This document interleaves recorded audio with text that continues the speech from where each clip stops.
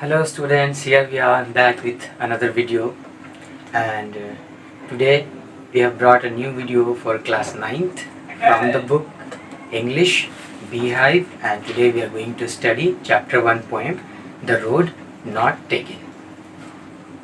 So let's get started. First of all, this poem is written by a famous American poet, and he is Robert Frost. Basically, he writes about the common life experiences. So in this story, you will read about the choice making which we face in our life. And the character in this poem is the poet himself. So as you can see here, sometimes in our life we face a situation in which we are very confused. We face a dilemma. Where to go? Which way to find? So this story is all about that only. In this story you will find out the choice making. So here is your book, and this is the poem, The Road Not Taken. So before we read the poem, we shall have a little discussion about what is choice making. So I'm giving you a brief example of that. When you pass your 10th examination, you will have 3 options to choose. Like 3 streams you can choose. You can choose either arts or commerce or science. Now here the question is, before making the choice making, you have to be very careful. You think it about, and you have to consider the good and bad, the pros and cons. Then only you can make a choice. If you do not make your choice wisely, you can face troubles, you can face obstacles further. Now before making any choice, you will consider a lot of things, like about your career option, about your job, and moreover about your own interest. So this is an example of choice making. There are also a lot of examples.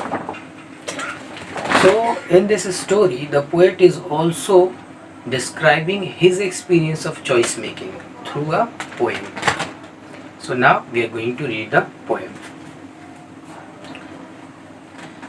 The first paragraph: 2 roads diverged in a yellow wood, and sorry I could not travel both.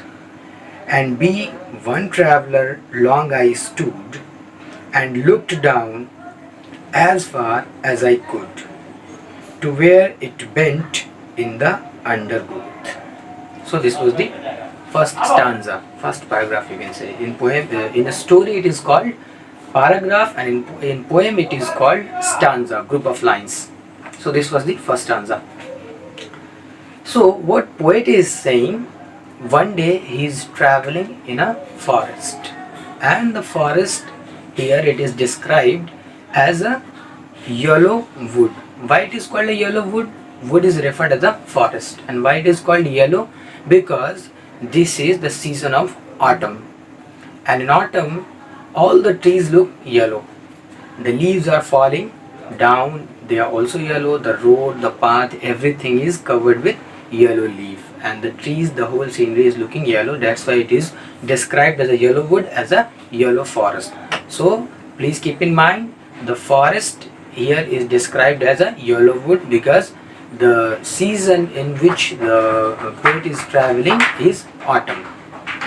Then he says, the poet says, I reach at a point where I find 2 ways. Where I find 2 ways. Now here the poet is standing and he says, I am very much confused. I am in dilemma. Which way shall I choose? Where to go?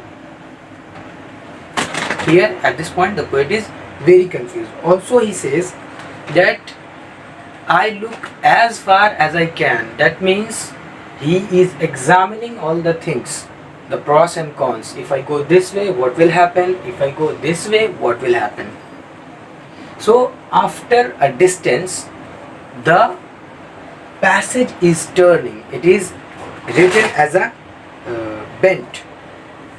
So the passage is turning, so his vision is stopped. He can only see as far as the passage is not turning. When the passage is turning, his vision is stopped. His vision is obstacled there. So this was the first stanza. Now the second one. Then took the other just as fair, and having perhaps the better claim, because it was grassy and wanted wear. Though, as for that, the passing there had warned them really about the same. So this was the second stanza of this poem. Now the poet is saying that while choosing either of the two ways, I find out the one way, the one passage, it is common and it is turning, it has a turning after a few distance. And the other way, it is full of grass, it is full of bushes. And it is not commonly used, because the poet says that I cannot find any kind of footstep over there. So it can be observed that the passage, the other passage which the poet wishes to opt, which the poet want to choose, is not commonly used. No traveler is passing by that passage. So he want to go, here you can assume that the poet does not want to go behind the people. He does not want to follow the crowd. He has his own choices. He want to lead a different path. He want to choose a different option. He does not want to follow the crowd, the people, the rest people who are following or who are going. So this was the second stanza of the poem. Now the third one.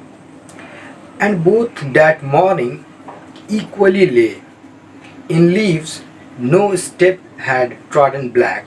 Oh, I kept the first for another day, yet knowing how way leads on to way, I doubted if I should ever come back.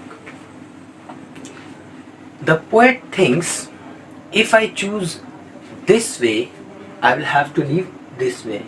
It is not an easy job for the poet. He knows very well, if I go by this way, I will have to leave this one. But he thinks that I will go by this way some other day if I come back. But still he is in doubt. Will I ever come back on this passage? So this stanza relates to your life. Sometimes in life you face a situation where you have to make a choice. Suppose you have two or more choices. As I said, as I given you a practical example of your life, like after your 10th examination, after your board, you can choose either of the three stream, either art or commerce or science. So if you choose science, later on you cannot opt commerce or arts. That means the time which you are living, the choice which you are making right now will never come back. So you cannot alter, you cannot change your choice again.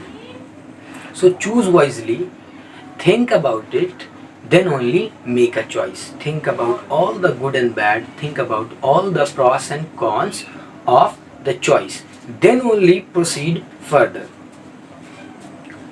Also, before making any choice, consider about the obstacles and hurdles you are going to face further. After reading the three stanzas, we find out that the poet is telling us about his own experience, about his choice of being a poet. Just imagine, that time he could have many options, like he could also be an engineer, he could also be a doctor, an architect, and so many occupations must be there that time when he was studying. But he wanted to be a poet.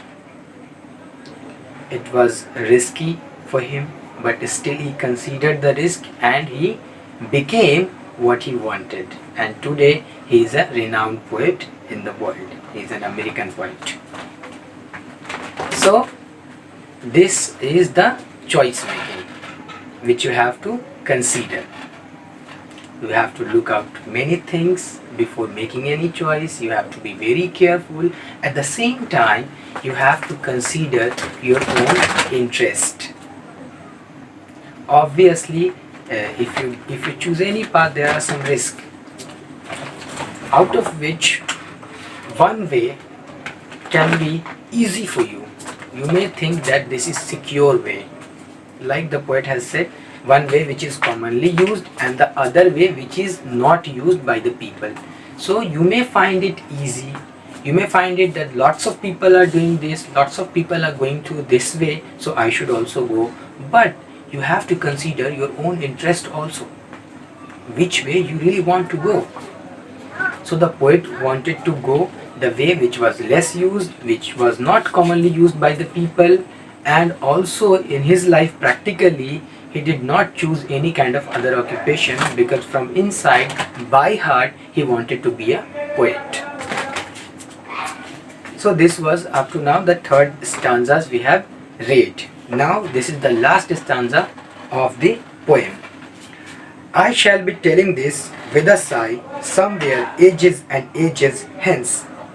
Two roads diverged in a wood, and I took the one less travelled by, and that has made all the difference. Now in the last stanza, the poet has clearly mentioned that I never wanted to follow the crowd. Here you can see the fourth line of the last stanza. I took the one less travelled by. That means I chose the way, I chose the option, I chose the career which I suited the best for me. I did not follow the crowd, I did not follow the people, I did not care about anything. I did what I wanted from my heart. And this decision has made all the difference. This decision had made him a great poet. And with a great pride, he can say that the way I chose, I succeeded, I am happy, and I am very much comfortable in that. So this was the poem. This was the 4 stanzas of the poem. Hope you enjoyed it. Here the poem ended. If you have any kind of doubt, if you have any kind of questions, you can ask in the comment box.